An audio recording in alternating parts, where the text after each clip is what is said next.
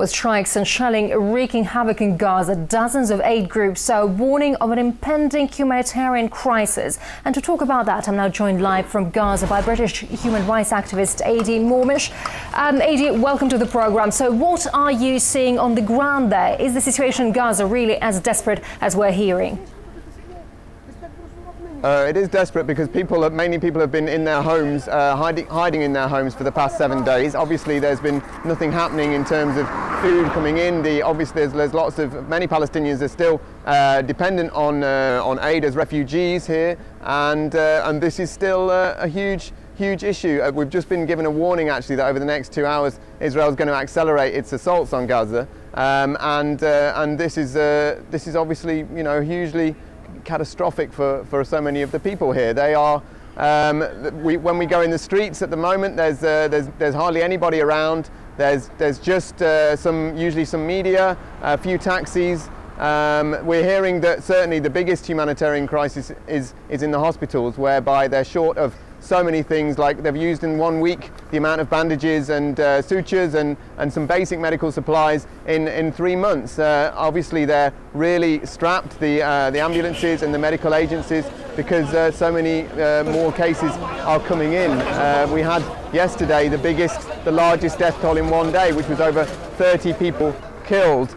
Last night the Hijazi family lost 2 children, 2 and 4, and also lost both their parents, who were in intensive care for a little while after that. We've just heard this morning that a mother and 2 women and a small child have been killed early this morning. So the attacks are continuing. People can't go out of their homes. Even media and NGOs have been told to stay in their homes for the next few hours because they're expecting escalated attacks.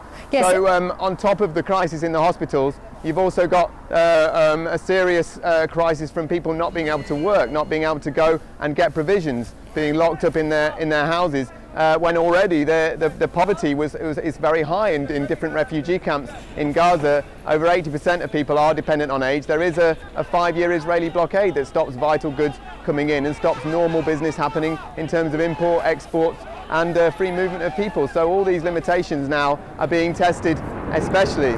Yes, Adi, you're saying, and we've also heard reports that Israel is warning Gazans to stay indoors, else risk being injured in strikes. Have you heard anything similar? Just say that once more, sorry. There was an F-16 flying above. Yes, well, we've heard reports that Israel is warning Gazans to stay indoors, else risk being injured in strikes. Have you heard anything similar? We did hear that report. It was on a few news agencies. We weren't sure of the source, but these are not unusual reports to tell Palestinians to stay in their homes. Obviously, how on earth are they going to go to shops and buy goods for their houses? There is 1 or 2 shops that usually have stayed open, just with bread and some basic small provisions, usually small food shops.